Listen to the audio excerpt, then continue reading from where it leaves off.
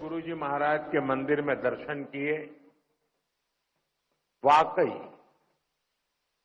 हृदय आनंद से भर गया।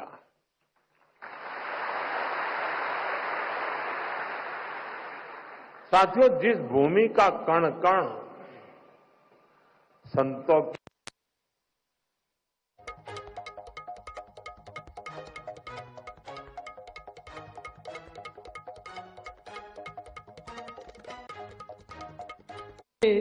निवेदन करता हूं।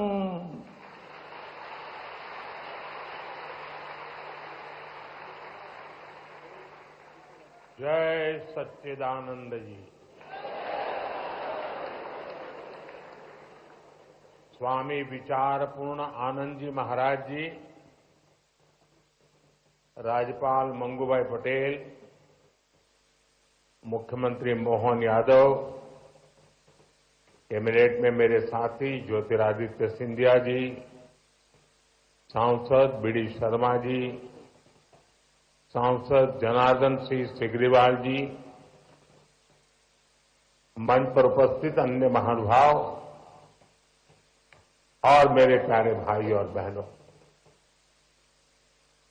यहां बहुत बड़ी संख्या में दिल्ली, हरियाणा, पंजाब और पूरे देश से श्रद्धालु आए हैं। मैं आप सभी का अभिनंदन करता हूं।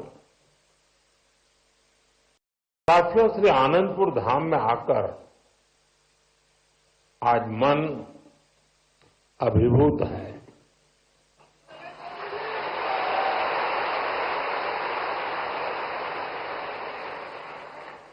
अभी मैंने गुरुजी महाराज के मंदिर में दर्शन किए। वाकई हृदय आनंद से भर गया।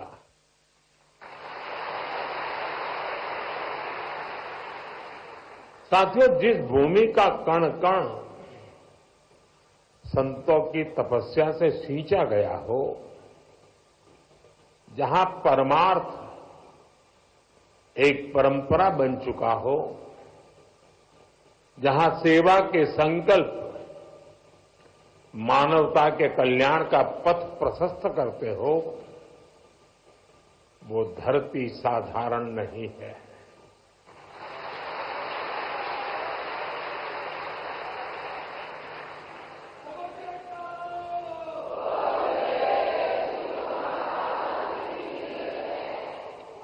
और इसलिए हमारे संतों ने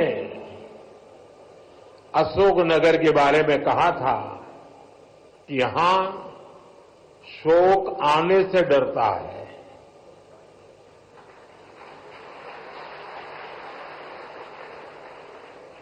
मुझे खुशी है कि आज यहां बैसाखी और श्री गुरु महाराज जी के अवतरण दिवस के उत्सव में मुझे शामिल होने का सौभाग्य मिला है। मैं इस पवित्र अवसर पर प्रथम पातशाही श्री श्री 108 श्री स्वामी अद्वैत आनंद जी महाराज और अन्य सभी पातशाही संतों को प्रणाम करता हूं।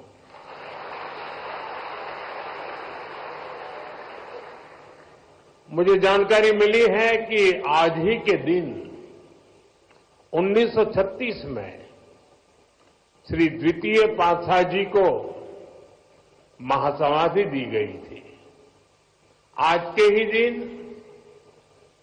1964 में श्री तृतीय पातशाही जी निज स्वरूप में लीन हुए थे। मैं इन दोनों सदगुरु महाराज जी के प्रति श्रद्धा सुमन अर्पित करता हूं। मैं मां जागेश्वरी देवी, मां बीजासन, मां जानकी करेला माता धाम को भी प्रणाम करता हूं और आप सभी को बैसाखी और श्री गुरु महाराज जी के अवतरण उत्सव की बधाई देता हूं।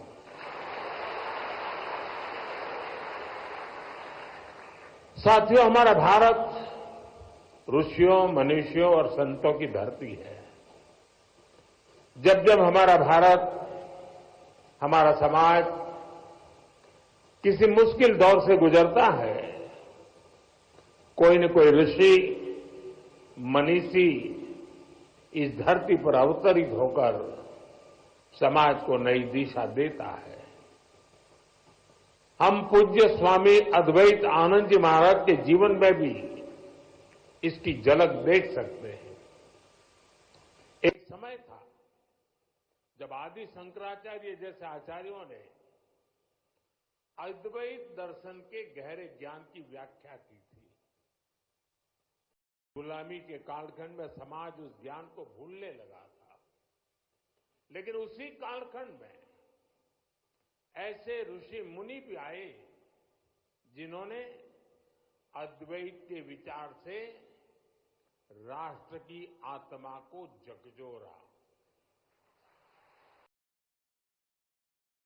इसी परंपरा में पूज्य अद्वैत आनंद जी महाराज ने भारत के जन सामान्य तक इसे पहुंचाने का बीड़ा उठाया।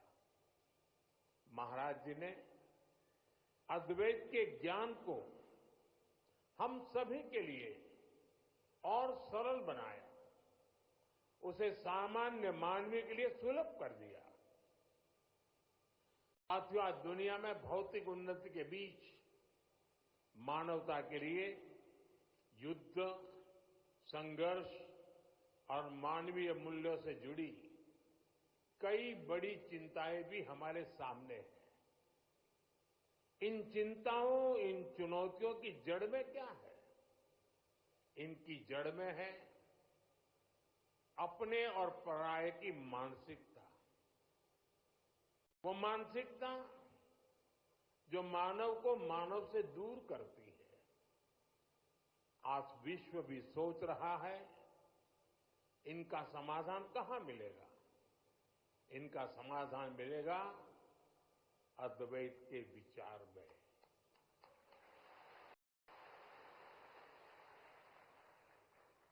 अद्वैत यानी जहां कोई द्वैत नहीं है।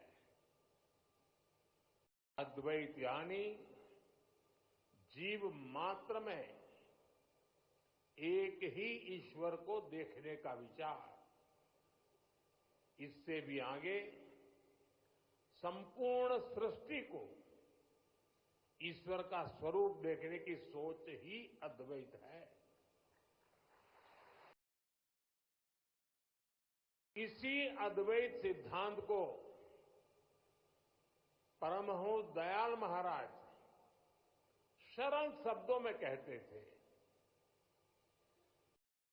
जो तू है सो मैं हूं।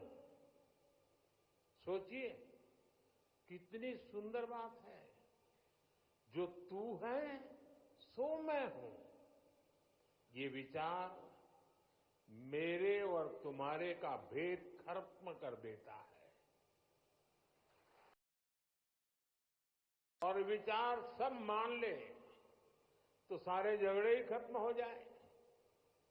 साथियों, अभी कुछ देर पहले मेरी छठे पातशाही स्वामी श्री विचारपूर्ण आनंद जी महाराज से चर्चा हो रही थी। पहले पातशाही परमहंस दयाल महाराज जी के विचारों के साथ साथ वो मुझे आनंद धाम के सेवा कार्यों के बारे में भी बता रहे थे। यहां साधना के जो 5 नियम तय किए गए हैं, उनमें निष्काम सेवा भी एक है। निष्काम भाव से गरीब वंचितों की सेवा, नर सेवा में नारायण सेवा को देखने की भावना, ये हमारी संस्कृति का आधार है। मुझे बहुत खुशी है कि सेवा की इसी संस्कृति को आनंदपुर ट्रस्ट पूरे मनोयोग से आगे बढ़ा रहा है। ट्रस्ट द्वारा संचालित अस्पताल में हजारों मरीजों का इलाज होता है। इलाज के लिए मुफ्त शिविर लगाए जाते हैं। गौ सेवा के लिए एक आधुनिक गौशाला भी चलाई जाती है। नई पीढ़ी के निर्माण के लिए ट्रस्ट की ओर से कई स्कूल भी चलाए जा रहे हैं और इतना ही नहीं, आनंदपुर धाम पर्यावरण संरक्षण के जरिए पूरी मानवता की बड़ी सेवा कर रहा है।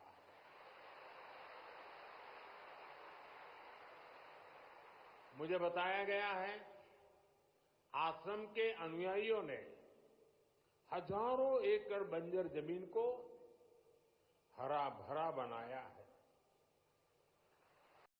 आज इस आश्रम द्वारा लगाए गए हजारों पेड़ परमार्थ के काम आ रहे हैं। भाइयों बहनों, सेवा की यही भावना आज हमारी सरकार के हर प्रयास के केंद्र में है। आज हर जरूरतमंद प्रधानमंत्री गरीब कल्याण अन्न योजना के कारण खाने की चिंता से मुक्त है। आज हर गरीब और बुजुर्ग आयुष्मान योजना के कारण इलाज की चिंता से मुक्त है। आज हर गरीब पीएम आवास योजना के कारण अपने पक्के घर की चिंता से मुक्त हो रहा है। आज जल जीवन मिशन योजना के कारण गांव-गांव में पानी की समस्या का समाधान हो रहा है। देश में रिकॉर्ड संख्या में नए एम्स, आईआईटीज और आईआईएम्स खुल रहे हैं। गरीब से गरीब वर्ग के बच्चों के सपने साकार हो पा रहे हैं। हमारा पर्यावरण स्वच्छ हो, प्रकृति संरक्षित रहे, इसके लिए सरकार ने एक पेड़ मां के नाम अभियान भी शुरू किया है। आज इस अभियान के तहत करोड़ों पेड़ देश में लगाए जा चुके हैं। देश इतने बड़े स्तर पर इतना कुछ कर पा रहा है तो इसके पीछे हमारा सेवा भाव ही है। गरीब और वंचित के उत्थान का संकल्प, सबका साथ सबका विकास का मंत्र, सेवा की ये भावना आज ये सरकार की नीति भी है और निष्ठा भी है। साथियों, जब हम सेवा के संकल्प से जुड़ते हैं तो हम केवल दूसरों का ही भला नहीं कर रहे होते हैं। सेवा की भावना हमारे व्यक्तित्व को भी निखारती है, हमारी सोच को व्यापक बनाती है। सेवा हमें व्यक्तिगत दायरों से निकालकर समाज और राष्ट्र और मानवता के बड़े उद्देश्यों से जोड़ती है। हम सेवा के लिए मिलजुल कर, एकजुट होकर काम करना सीखते हैं। हम जीवन के अलग अलग पहलुओं को समझते हैं। आप सब सेवा कार्यों के लिए समर्पित लोग हैं। आपने अपने जीवन में अनुभव किया होगा, कठिनाइयों से लड़ना और फिर कठिनाइयों से जीतना। सेवा करते करते हम सहज ही ये सब सीख जाते हैं। इसलिए मैं कहता हूं, सेवा एक साधना है, एक ऐसी गंगा है जिसमें प्रत्येक व्यक्ति को जरूर डुबकी लगानी चाहिए। साथियों, अशोकनगर और आनंदपुर धाम जैसे क्षेत्र जिन्होंने देश को इतना कुछ दिया है, इनका विकास भी हमारी जिम्मेदारी है। इस क्षेत्र को कला, संस्कृति और प्राकृतिक सौंदर्य का वरदान प्राप्त है। यहां विकास और विरासत की असीम संभावनाएं हैं। इसलिए हम एमपी और अशोकनगर में विकास को तेज गति से बढ़ा रहे हैं। चंदेरी हैंडलूम को नई ऊंचाई तक ले जाने के लिए चंदेरी साड़ी को जीआई टैग दिया गया है। प्राणपुर में क्राफ्ट हैंडलूम टूरिज्म विलेज शुरू हुआ है। इससे क्षेत्र की अर्थव्यवस्था को भी नई गति मिलेगी। मध्य प्रदेश की सरकार अभी से ही उज्जैन सिंहस्थ की तैयारी में भी जुट गई है। भाइयों बहनों, अभी कुछ ही दिन पहले रामनवमी का महापर्व भी था।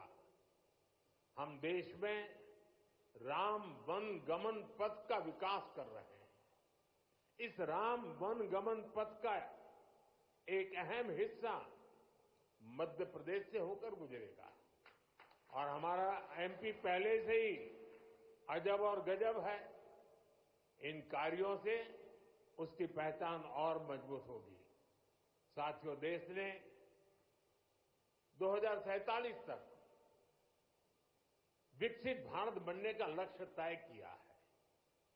हमें पूरा विश्वास है कि ये लक्ष्य हम जरूर हासिल करेंगे, लेकिन इस यात्रा में हमें कुछ महत्वपूर्ण बातों को हमेशा ध्यान में रखना है।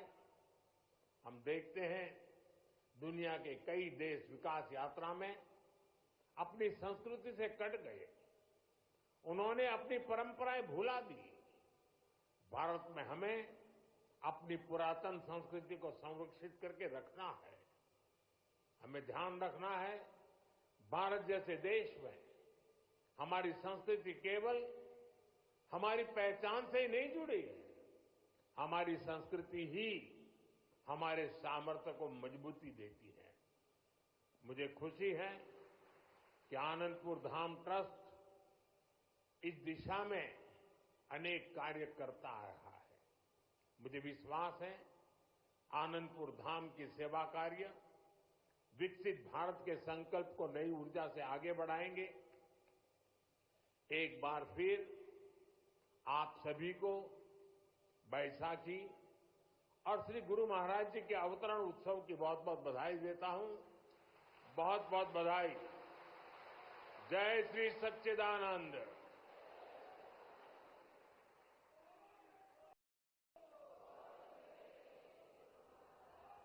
सौभाग्यशाली गुरुमुखों, अब आज के इस भव्य एवं अलौकिक समागम को श्री सद्गुरुदेव महाराज जी के पावन चरणों में वंदन करते हुए एवं माननीय प्रधानमंत्री जी का धन्यवाद करते हुए विराम देते हैं।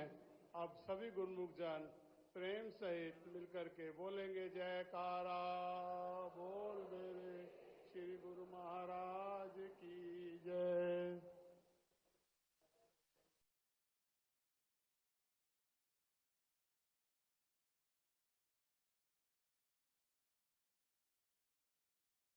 बोल मेरे श्री गुरु महाराज की जय।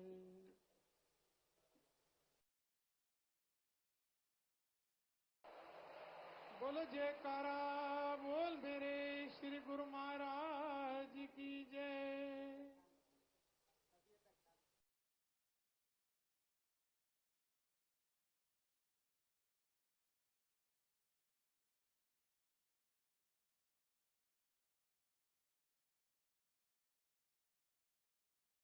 बोलो जयकारा बोल मेरे श्री गुरु महाराज की। हर श्वास में हो सिमरन तेरा,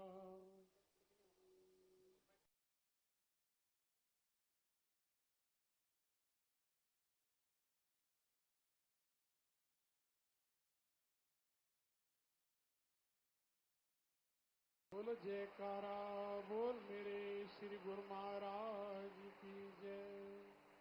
हर श्वास में हो। प्रधानमंत्री नरेंद्र मोदी